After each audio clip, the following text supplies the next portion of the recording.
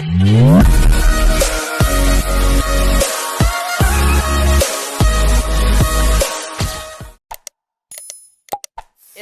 Problem number 3.1, 3.2 और 3.3 एक concept के साथ एक्सप्लेन करते हुए आपको ये सारा क्वेश्चन समझाने जा रहे हैं। ऐसे हम पिछले लेक्चर में प्रॉब्लम अपना भी दे चुके हैं जो बहुत सारे टॉपिक के कॉन्सेप्ट को एक्सप्लेन कर चुका है। तो स्टार्ट करते हैं प्रॉब्लम नंबर 3.1। निम्नलिखित धातुओं को उस क्रम में व्यवस्थित कीजिए जिसमें वे एक दूसरे को उनके लवण के विलयन में से प्रतिस्थापित करती है। जरा ध्यान दिया जाए क्या कर रहा है ये क्वेश्चन, ध्यान से समझने का जरूरत है। क्या करना चाह रहा है ये क्वेश्चन, कह रहा है कि निम्नलिखित धातुओं को, ये जो धातु आप देख पा रहे हैं, इन धातुओं को उस क्रम में व्यवस्थित कीजिए जिसमें वे एक दूसरे से उनके लवण के विलयन में से प्रतिस्थापित करते हैं। तो विद्युत रासायनिक श्रृंखला का एक एप्लीकेशन कहता है किसी धातु के लवण के घोल से किसी धातु को किसी धातु के लवण के घोल से उस धातु को उससे कम एसआरपी वाला धातु ही प्रतिस्थापित करता है। इसका मतलब यही हुआ कि जिसका एसआरपी सबसे कम होगा उस सबको प्रतिस्थापित कर देगा। यही तो कॉन्सेप्ट समझ में आ रहा है कि तो यहां पर सबसे कम एसआरपी कौन है, तो इसके पास ऐसा क्षमता है कि मैग्नीशियम के टुकड़े को Al2SO4, देखिए इसका लवण Al2SO4 का होल थ्राइस, इसका CuSO4, इसका FeSO4, इसका MgSO4, इसका ZnSO4। तो अगर Mg के टुकड़े को किसी के सल्फेट के घोल में, लवण के घोल में मिलाइएगा वो उस धातु को हटा देगा। लेकिन अगर कॉपर को डालिएगा जिसका एसआरपी सबसे अधिक है, किसी को प्रतिस्थापित नहीं करेगा। तो सबसे अधिक प्रतिस्थापन क्षमता कौन लेकर आया है, सबसे कम। जब सबसे अधिक सबसे कम आप समझ लिए तो आप इन धातुओं को, इन एसआरपी के मान को अच्छे से देखते हुए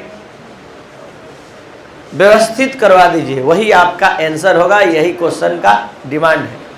स्टार्ट। सबसे कम एसआरपी, सबसे अधिक एसआरपी, सबसे कम प्रतिस्थापन क्षमता, उससे अधिक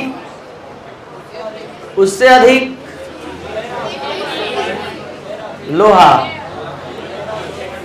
उससे अधिक एल्युमिनियम, सबसे अधिक। इस पूरे क्रम का क्या मतलब है कि Cu किसी धातु के लवण के घोल से धातु को प्रतिस्थापित नहीं करेगा, सबसे कम क्षमता है इस 5 धातु में। ऐसा नहीं है कि सभी धातु में, इस 5 धातु में जहां बात हो रहा है। और ये मैग्नीशियम सबको प्रतिस्थापित कर देगा। किसी का धातु का लवण का घोल हो, मैग्नीशियम का डालेंगे वो उसको प्रतिस्थापित कर देगा। क्यों करेगा, जवाब सामने है, क्योंकि इसका एसआरपी का मान सबसे कम है। तो जिस धातु के एसआरपी का मान जितना ही कम होता है, प्रतिस्थापन क्षमता उतनी ही। ये इस क्वेश्चन को बनाने का कॉन्सेप्ट है। जो भी स्टूडेंट ऑनलाइन देख रहे हैं इस ओपियम केमिस्ट्री क्लास के चैनल से, इसको जरूर स्क्रीनशॉट ले लीजिए और इस कॉन्सेप्ट को अच्छे से नोट कर लीजिए। चलते हैं प्रॉब्लम नंबर 3.2 पर। 3.2 ये है आपका 3.2। ध्यान दिया जाए, नीचे दिए गए मानक इलेक्ट्रोड विभव के आधार पर धातुओं को उनके बढ़ती हुई अपचायक क्षमता, रिड्यूसिंग एजेंट के कैपेसिटी के आधार पर सजाना है। और एप्लीकेशन नंबर 7 या 8 जो भी आपके कॉपी में लिखवाया गया है, यही लिखवाया गया है कि जिस इलेक्ट्रोड के एसआरपी का मान जितना ही अधिक होता है वो प्रबल ऑक्सीकारक होता है। और आपका क्वेश्चन ऑक्सीकारक पर नहीं अवकारक पर है। जिसका एसआरपी का मान जितना ही कम होता है वो प्रबल अवकारक होता है। तो यहाँ पर जिस इलेक्ट्रोड के एसआरपी का मान जितना ही कम होता है वो उतना ही अधिक प्रबल अवकारक होता है। अवकारक क्षमता बताना है। तो सबसे कम एसआरपी इस 5 मान में किसका है, पोटेशियम। तो सबसे प्रबल अवकारक, सबसे अधिक अवकारक क्षमता पोटेशियम रखता है। ठीक है, ध्यान दीजिए, समझिए। ठीक है, तो यहाँ पर सबसे कम हो गया पोटेशियम का, सबसे अधिक अवकारक क्षमता इसी का हो गया। उससे अधिक एसआरपी मैग्नीशियम, उससे अधिक एसआरपी, उससे अधिक एसआरपी,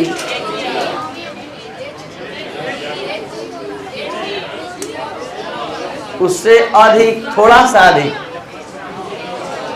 कौन? क्रोमियम। उससे कम, उससे कम Hg, और उससे कम एसआरपी तो अधिक होते जा रहा है ना। जिसका एसआरपी सबसे अधिक होगा वो सबसे कम अवकारक क्षमता रखेगा। यहाँ एसआरपी सबसे कम इसका रहा, सबसे अधिक सिल्वर का रहा, तो सबसे कम अवकारक क्षमता सिल्वर के पास होगा। तो इस सभी क्वेश्चन में कोई जोड़ घटाव, कोई कैलकुलेशन नहीं होता है। एप्लीकेशन बेस्ड क्वेश्चन है, कॉन्सेप्ट बेस्ड क्वेश्चन है, इसलिए कॉन्सेप्ट आपको हेल्प करने के लिए लिख दिया गया है कि कहाँ से ये कौन सा कॉन्सेप्ट, कौन सा एप्लीकेशन लिया गया है सामने। और ये जो मान है ECS इलेक्ट्रोकेमिकल सीरीज से, जो आपके एनसीईआरटी में एक पेज पर प्रिंट आउट है, आप अगर बुक देखते होंगे तो जाकर पलट लीजिएगा, एक पेज इलेक्ट्रोकेमिकल सीरीज का इस चैप्टर में जुड़ा है। नहीं होगा, अगर पुराना बुक होगा तो एनसीईआरटी बुक के लास्ट में जहाँ लॉक टेबल दिया है वहाँ पर ये छपा हुआ है, देख लेंगे जाकर, क्योंकि इसका बहुत उपयोग है। क्योंकि आगे क्रियाशीलता, रिएक्टिविटी, ये सब डिसाइड करने में, ऑक्सीकारक अकारक क्षमता डिसाइड करने में, डिस्प्लेसमेंट पावर डिसाइड करने में, सब इसका उपयोग होते रहता है। एक बार फिर से, जिस धातु के एसआरपी का मान जितना ही कम होगा वो उतना प्रबल अकारक होगा। अगर इसी क्वेश्चन में पूछेगा कि प्रबल ऑक्सीकारक क्षमता के आधार पर बढ़ते हुए क्रम में से जाइए, सीधे पलट जाएगा। सबसे प्रबल ऑक्सीकारक इसमें कौन होगा? सिल्वर। अगला क्वेश्चन चलते हैं, जो काफी इंटरेस्टिंग है और आप सभी बहुत सारे क्वेश्चन का सेट बना लिए हैं, तो ये क्वेश्चन आपके लिए दाएं बाएं का खेल हो गया। करना क्या है कि इस तरह का जब भी क्वेश्चन होता है तो पहले सेल डायग्राम बनाते हैं। ये गलती से लिखने वाले ने पहले से सेल डायग्राम बना दिया है जो आंसर में था, जबकि आंसर आप लोग को नहीं देना था, क्वेश्चन केवल यहाँ तक है। इस रिएक्शन को ट्रांसलेट करना है सेल डायग्राम में, तो आपके पास दोनों कैपेसिटी हम दे दिए हैं, सेल डायग्राम को सेल रिएक्शन में, सेल रिएक्शन को सेल डायग्राम, और कुछ नहीं करना है। देखिए ध्यान से, Zn बदल रहा है किस चीज में? यहाँ देख कर यहाँ लिख दिया गया। यहाँ देखिए Ag प्लस बदल रहा है Ag में, तो यहाँ इक्वेशन है, ये बैलेंस होता है, और इसमें कोई बैलेंसिंग का जरूरत, इसमें बस ये बताना है कि इस पर लॉस हो रहा है कि नहीं, इस पर गेन हो रहा है कि नहीं। लॉस हो रहा है तो इलेक्ट्रॉन का प्रोडक्शन हो गया, और वही इलेक्ट्रॉन यहाँ से यहाँ आ गया, आपका सेल काम करना शुरू हो चुका है। और कौन एनोड बना है? सामने नजर आ रहा है। कौन कैथोड बना है? सामने नजर आ रहा है। अब शुरू होता है ये पूरे एक्सप्लेनेशन के बाद आपका क्वेश्चन, जो आप पढ़े और आंसर दिए। क्वेश्चन नंबर 1, कौन सा इलेक्ट्रोड ऋणावेशित है? आप लोग को लोन याद है? लोन याद है। लेफ्ट में जो होता है वही एनोड होता है, वही निगेटिव होता है।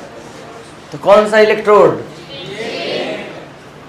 विद्युत धारा के वाहक। विद्युत धारा का वाहन किधर से किधर? Ag से, जबकि इलेक्ट्रॉन का वाहक क्या होगा? Answer Ag2। अब कह रहा है कि प्रत्येक इलेक्ट्रोड पर होने वाली अभिक्रिया, ऑक्सीकरण अभिक्रिया, अवकरण अभिक्रिया अलग अलग लिखवाइए। जो 2 दिन से पढ़ रहे हैं, लिख रहे हैं, ऑक्सीकरण अभिक्रिया इस पर होगा, तो दोनों इलेक्ट्रोड पर होने वाला रिएक्शन लिखवाइए। पहला इसमें 2 आंसर होगा, एक एनोड वाला, एक कैथोड वाला। बोलिए